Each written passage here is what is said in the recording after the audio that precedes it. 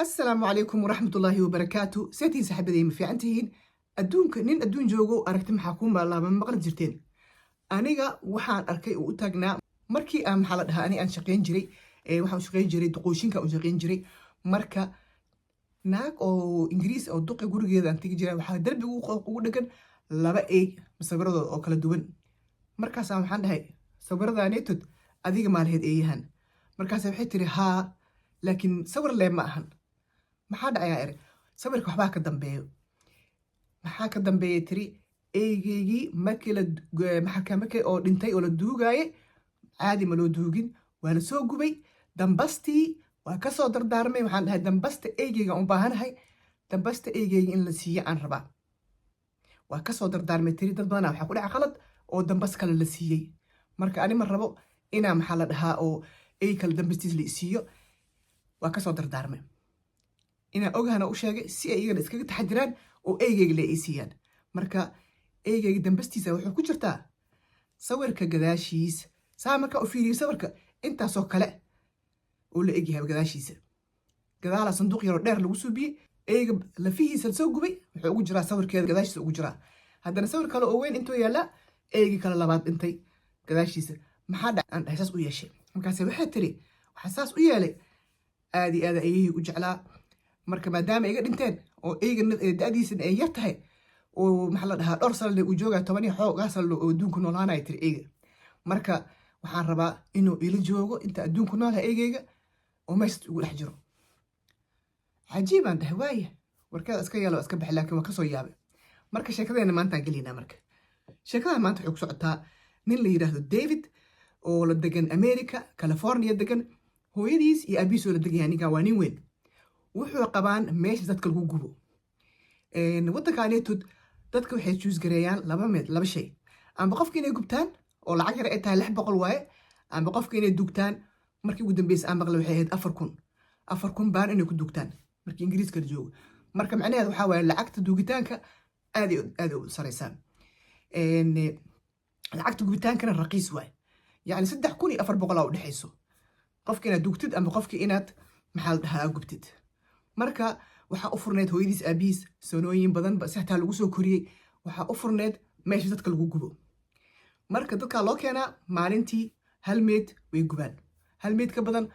ma qabanayaan sababta ah xaafadda kuwa badanaa yaalaan kuwaas kala tagay haddii ku kala imaadaan waxay leeyihin kuwaas kale u taga anaga waa qaadana maanta meedkii aan gubi lahayn waa qaadane tartiibkaasay ku noolaayeen hooyadii aabaha lacagna way ka helaayeen noloshoodana way ku socotay marka wiilkii markuu weynaaday oo nin weyn noqday u xisaabtay muxuu yiri waxaan aniga miigu soconay meeshaana waa ka shaqeeyaa lacagtan waa yar tahay waxaan u baahanahay aniga inaan meesha ku taajiro hay maxaa sameynaa meyd kasta la keeno haye loo dhahaa 5 6 7 shaqadii ku badatay marka foornada hal foorna le waa dadka gelinay waa qol dheer oo foorna ah saas oo kale ah sidii rootiga lagu gubo kale oo koronta lagu gubaa waa ku cariir noqotay wuxuu bilaabay laba inuu geliyo saddex inuu geliyo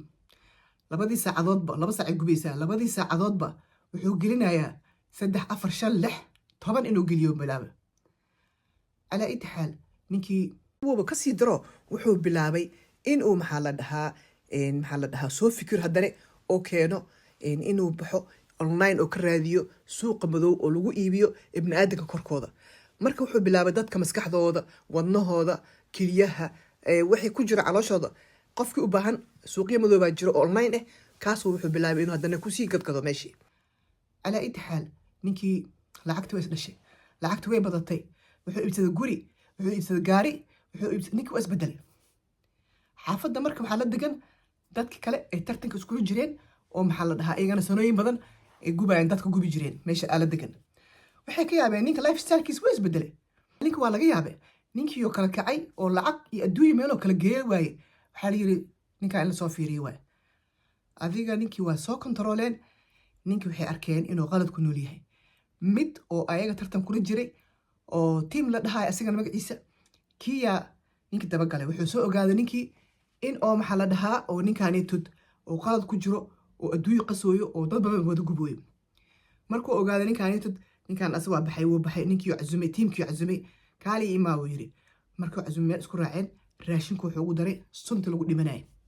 suna ugu daray wuu dhintay sinta markuu ugu daray ninkaan ma la fahmin wuu iska baxay gurigiisa aaday tartiibkiisa ugu kacay sunta ugu soo kacday danihiisa wuu dhintay ninkaan dhan maba loo qabsaninba ma la soo fahmin waxaa loo maleeyay ninkan oo caadi iskaga dhintay arrinta markay meeshaas u marayso ee ninkaan lacagta ee meel kasta ugu imaanayso oo taajir faragoosta noqday baa maalin maalmaha ka mid ah shaqadii meesha waa ku badatay foornadii shaqada waa ku badatay dadka shaqaaliya waxay iloobeen habeenkii foornadii inaynan daminin wax kontarool ma leh ninkaan taajiro noqda waa kala babataba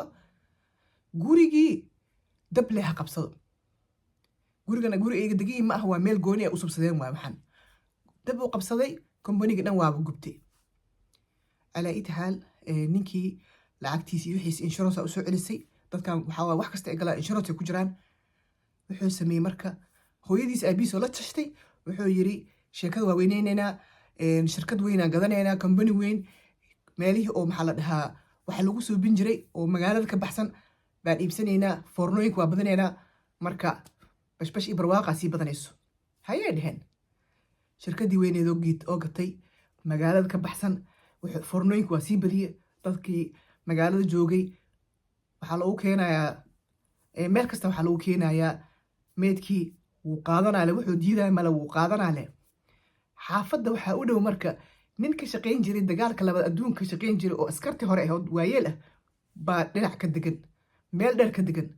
markasta wuxuu arkaa qaacan meesha ka baxaayo urtana soo gaaraysaa hawadaa soo gaarsiinayso markaas wuxuu yidhi meeshaan waxay u eg tahay meeshii jarmalkii oo hitler dadka gubi jiray oo kaleeto ay u eg tahay meeshaan dad badanaa lagu gubaa urkan urka caadiga ah maaha dad meel lagu wada xiray oo hal mar la wada gubay camal waa urkan alaa xal booliisku wacay wuxuu yiri meeshaan wax ka socdo waa illegal hala soo fiiriyo booliiska markuu saan u yimidba wuxuu arkay